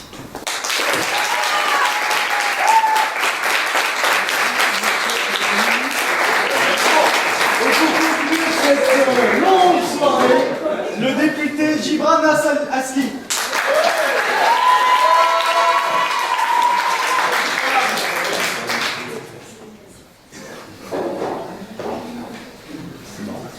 « 16 millions. C'est le nombre de fumeurs réguliers que compte la France. Chaque année, entre 400 000 et 1,5 million de personnes arrêtent de fumer. Si ce nombre n'a fait qu'augmenter ces dernières années, c'est principalement grâce à deux éléments introduits par le gouvernement. La prévention et l'augmentation du prix du paquet de tabac. Vous souhaitez interdire la cigarette électronique dans les lieux publics, alors même que nombre d'établissements et transports en commun l'ont déjà fait eux-mêmes. Alors que vapoter se trouve de transition vers un arrêt définitif du tabac. Sortir d'une addiction n'est jamais aisé. Et en interdisant l'utilisation de la cigarette électronique, vous poussez les Français, nos compatriotes, dans les bras du tabac. Vous les encouragez à reprendre une activité qui ôte la vie à 80 000 Français chaque année. N'est-ce pas prendre un risque? N'est-ce pas la jouer avec la vie des citoyens? En l'interdisant, vous mettez la cigarette électronique au même stade que le tabac. Pourquoi la préférer alors? Vous pensez que le jeune reproduit ce qu'il voit, et qu'en voyant les adultes fumer, ils se disent qu'ils pourraient fumer.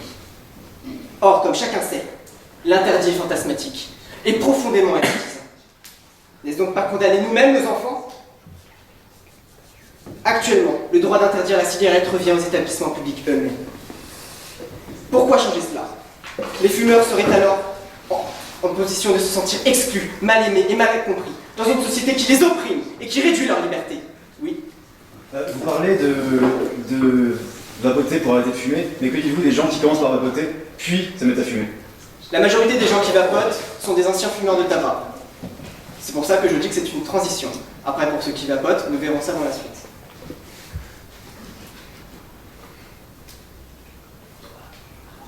Les fumeurs prennent la main. La création de zones fumeurs est instaurée dans bon nombre de restaurants et cafés. Et cela fonctionne bien. Pourquoi ne pas créer des zones vapoteurs, comme l'a précisément dit ma collègue? Cela aura aussi un impact économique sur ces établissements publics, qui perdraient alors une clientèle de 1,2 million de personnes, sans compter les touristes. Cela aurait aussi des conséquences sur les finances publiques, puisque les vapoteurs n'auront pas d'alternative au tabac. Et les 1,2 million de vapoteurs qui ont réussi à se défaire de cette addiction du tabac retomberont dans ses bras, à cause de vous, mesdames et messieurs les ministres.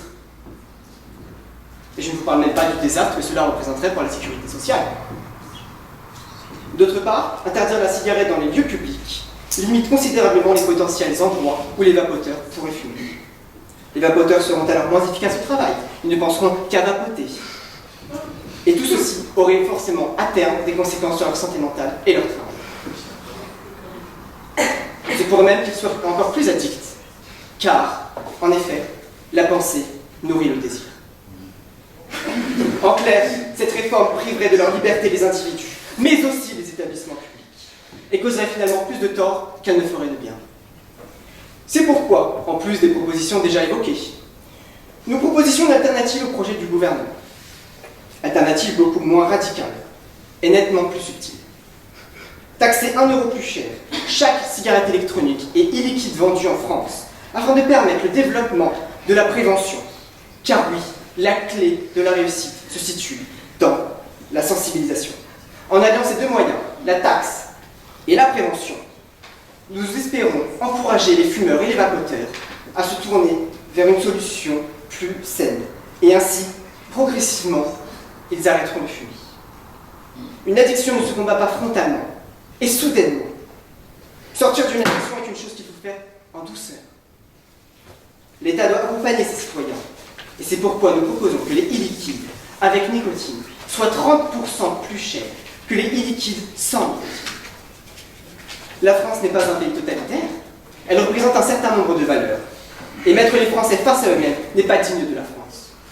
Par ce projet, vous faites passer le message que l'État a abandonné 1,2 million de ses enfants. Il ne faut pas favoriser les non-fumeurs aux dépens des vapoteurs et des fumeurs. Il faut encourager ces derniers à arrêter leur consommation. L'interdit est virulent. Voulez-vous faire de la France un pays virulent, mesdames et messieurs les ministres?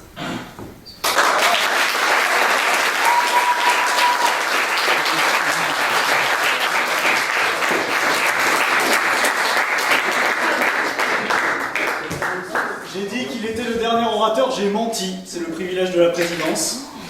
Je vous remercie toutes et tous, orateurs, oratrices en premier, oh ça va, toi.